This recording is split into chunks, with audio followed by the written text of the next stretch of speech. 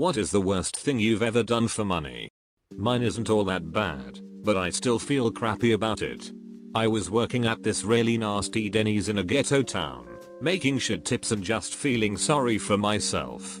My manager waggled his finger at me and requested that I follow him into the storage refrigerator. He pointed at a bunch of old pies and handed me a roll of stickers that said Friday. It was Saturday. "Here's what I want you to do," he said, pointing at the stickers. "Put those stickers over the Saturday stickers." He demonstrated by carefully placing a Friday sticker over a Saturday sticker so that the edges lined up. "But weren't these made a week ago?" I asked. He breathed slowly out through his nose, staring at me with hard eyes. "No, they were made a month ago. But they are perfectly fine." He threw the stickers on the counter and walked out, shouting, "Just do it." I felt sick as I carefully placed the sticky little liars on the ancient pies. TLDR, don't order the pie at Denny's. I worked as a personal assistant to a 22-year-old who was in the midst of a psychotic breakdown. He hired me while he was drunk at a mutual friend's birthday party. He paid me $8 per hour to hang out with him in his apartment, do his laundry, drive him around, buy him socks, and watch movies with him. He hired my boyfriend as his personal chef, and another of our friends as his vice president. He would have me go over to his apartment to heat up food before bringing dates home, to trick them into thinking he had a butler. He sent me on a 2-day expedition to pick up a blown-up print of the movie poster for the Johnny Depp Willy Wonka movie. He had me research SpongeBob episodes for some reason. My boyfriend cooked Cornish game hens and lobsters for him every day. I wrote some of his college papers for him. Eventually he decided to expand his business and hired a bunch of Harvard students as interns, and bought them all power books. They just sat around all day in his kitchen, day in and out, confused as duck. He made us play touch football together every afternoon. We had nothing but Smirnoff Ice and Red Bull in the fridge. Eventually it culminated in him taking us out for a night of debauchery, which ended up at a sleazy tattoo parlor, where he told us he'd give us money to tattoo his name on our bodies.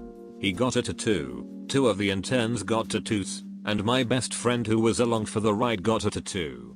I agreed to let him pay to pierce my nipple for a lesser sum of money. Ultimately he wound up crying hysterically while making out with my best friend. The next day his mother visited, found out what was going on, froze his assets, and shut the whole thing down. He bought us an arcade game, Killer Instinct, to put in our apartment as severance pay, and dropped out of school. We found out later that he had formerly gone to Brown University, where he was expelled for selling mushrooms, but because his father was a judge, he got off. It was the weirdest summer of my life. I made about $3,500. In high school, my buddy and I became the art club's president and treasurer, respectively. We were broke, so we robbed the club for gas money and beer. We found free things the club could do, so it's not like we stole the cash and screwed them over. We also set up a fake field trip, collected the cash, buy-in from everyone, and threw a giant party. The whole club was in on it. Their parents pitched in $50 a person, and we had a raging kegger. The parents believed we were heading up north for a one-night camping trip, so we could work on our still life paintings. Instead, we drank ourselves silly and smoked a ton of weed. There was plenty of cash left over to get some convincing receipts. The art club never found out. However, one of the students ratted us out when we got back. My buddy and I got suspended for 5 days. That's actually a pretty light sentence when you think about it. Also, another friend and I threw a raging kegger when the PS2 came out. We charged everyone walking in $10. When we hit $650, we called 911 and got the party busted up. We then left and stood in line to get our free PS2s. That's probably the worst thing I've done. Especially since we used some random person's house. Once upon a time, I had long hair, and wore skinny jeans, and was wearing a big winter jacket, and was a feminine young teenaged boy. The point is that sometimes people thought I was a girl. One day, after a long day at work, I was exhausted. I sat down on the bus, 11:45 at night, and this super drunk guy sits down a few seats back and drunkenly says, "Hey, what's up?" I nod at him. About halfway to my house, he moves into the seat right behind me and leans over. "Hey, you alright, darling?" At this point I realize he thinks I'm a girl and don't want to freak him out by talking with my obviously male voice, so I just say a meek, "Yeah." He nods and sits back down in his own spot. About 30 seconds before my bus stop, he gets up, moves to the seat behind me, looks around quickly, and puts a $100 bill next to me, then goes back and sits down. I look at him, utterly shocked, and he gives me this sly smile and nod, and motions me towards him. Obviously I took the money and got off the bus. I didn't actually do anything aside from look pretty, but I still felt pretty dirty. Ah, man. You should have said, "Thanks buddy," in your manliest voice as you were exiting the bus. Lol. Back when I was in the same situation, long hair, tight clothes, I was mistaken for a girl at a bar, guy offered to buy me a drink, and I was underage at an all ages show. I kept my voice higher until I got it, then I pushed my hair back and said, "Thanks man." He decked me right there. Luckily security was on that quick lol, but yay, didn't try that shit again. I cleaned houses in my lingerie, gig I picked up in art school. At first I loved it, $20 per hour, they aren't allowed to touch, the clients were really respectful. Of course all of them wanted you to scrub the floor, on your hands and knees. After a month I started to feel awful about myself. Degraded. My last client treated me terribly, acted like I was a slave. He told me I did a bad job, and made me do it again. And again. And again. Until I was in tears. That's what he wanted. He paid me, tipped me very well. I felt gross and quit after. Very late early in the morning, 2 AM or so, I was going home from the bars and walked up a very long stretch of subway stairs. I was wearing a short skirt. The guy behind me offered me $100 to walk up the stairs again, and well, I needed the money. I walked up the stairs again. He gave me the money. I walked away. I think I've told this story before, and I'm late to the party. When I was a teenager, a man offered me $100 to pee in his coffee cup at a 24 coffee house I hung out at. I did it, and then he looked me directly in the eyes as he drank it. This happened several times. To a 15-year-old, having someone pay you to pee and then drink it seemed awesome, and it was. Then I got older and learned it was a fetish, and for some reason, it shocked me. I don't regret it though. Bear Grylls has serious problems and should seek professional help. I broke into someone's house with the intention of planting incriminating evidence on a guy's hard drive in an effort to get his girlfriend to break up with him. The goal was for my employer to subsequently swoop in and steal her. The funny thing was I didn't even need to implant the fake stuff I had brought. The guy already had some pretty sick shit on his hard drive, so all I had to do was make copies and leave them in a conspicuous place for the girlfriend to find. And that's the story of how I was able to afford my Xbox. Sell my time for minimum wage. This stops being acceptable when you realize I just cleaned a filthy toilet for 45 minutes. And I got paid $6 for that shit before taxes. Where in the world would someone approach me and say, "This toilet has been shat upon by 200 people throughout the day, and they might not have all the motor skills required to do so. I'll give you $6 to clean it." And then somehow, I say, "Yes, why sure, I'll do that." Not so much the worst thing I did for money, but the worst thing I ever paid for, inspired by the slug story. I worked at a summer camp for a long time, and one year there were these huge worms everywhere, as it had been a wet summer. These duckers were like 6 inches long and half an inch wide.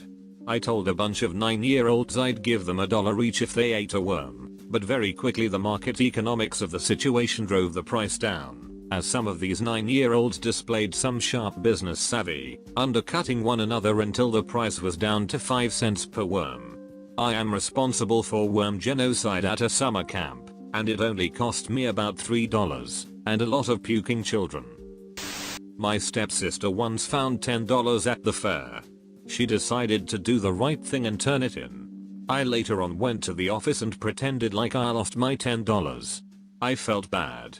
But I knew nobody was going to claim that shit. When I was about 17, some freshman girls at my school asked if I could get them any sort of pills. I told them yeah, and asked what they wanted. The girls said ecstasy. I knew where to get ecstasy, but they wanted it within the next 6 hours or so. Knowing they were complete idiots, I told them it'd be $10 per pill, so they asked for 3. I got a plastic bag and put 3 vitamin C tablets in it, and sold it to them. The next week, they asked me for more because they said it barely worked. I've been playing guitar since I was 9 years old, so obviously I'm quite good at it. When I was a senior in high school, I rode the metro into downtown St. Louis, dressed up in my worst clothes, and played guitar on the street corner next to the metro station. Want to know how much money an 18-year-old white kid dressed in shitty clothes playing prog rock on his acoustic guitar next to the metro station makes in a few hours? $314. And they told me to get a job. I thought about doing it again, but I couldn't trick people like that more than once. Edit, I probably just have a weird moral compass, but I feel as if it's slightly dishonest to play street side and accept people's money when I don't really need it. I worked on a frack drilling rig for one day. They had thousands of pounds of chemicals that got rained on and the bags were falling apart, so they had me cut open all these bags marked dispose of properly and toxic, and dump them into a pond nearby since they couldn't use them. If that's the shit they have someone new who they don't know do, I can't even imagine the secret shit they do when no one is looking. I did not go back the next day, and soon after got a job with the Nature Conservancy. I didn't do this, but it happened to me. Last year while attending college, I stopped at a store one night to stock up on beer for the night. While I was walking in, a woman in a beat up old green car called out to me and asked me to come over to her. She looked like she was on the verge of crying, and gave me her sob story about how she was 20 minutes away from home and she ran out of gas, but didn't have enough money to make it back. It was close to Christmas, so being the sucker I am, I handed her all of what I had in my wallet, about $8 or so. I said, "Merry Christmas," and turned around and left. She didn't even say thank you. A little fishy, but I just shrugged it off. Fast forward a year later. I was at the same store grabbing, you guessed it, more beer for the night with some friends, when the same woman in the same green car pulled up by us. She gave us the exact same story and asked for a few bucks. I told my friends that it was a scam, and gave her a dirty look. On our way out I watched her giving the same sob story to a couple of other people, and I yelled, "She's lying, don't listen to her." They walked away, and the woman, who apparently was out of gas, sped away and gave me the harshest death stare I've ever gotten. When I was younger and had a warmer outlook on life, I once gave $14 to a guy begging for money for formula for his infant daughter. I quizzed him until I could think of nothing else, made him walk me 5 blocks to the pharmacy and point out the formula she drank, telling me what it was before we went in, this extra iron type, which wasn't there, of course, and yada yada. I fell for it, gave him $14, all my cash, and the next morning saw him walking in the same area with the same clothes on, and I have since disavowed any pure hand-to-hand solicitations for charity. So, nowadays when I see repeat scammers, I call them out at the top of my voice. It happens all the time on the trains, and always the same trains, or the corner, always the same corners, on my way to / from work. I tally how many times I see them, and I shout that back. I yell it louder than they yell there. Excuse me ladies and gentlemen for this interruption, but I come to you in my time of need shit, and I make sure everyone knows that I'm yelling until the beggar leaves. It's borderline troll, borderline sociopath, but you bet your ass it works. I have seen you 3 times asking for money on this train. Why don't you explain how you lose your wallet every few weeks? This is my confession. I love it.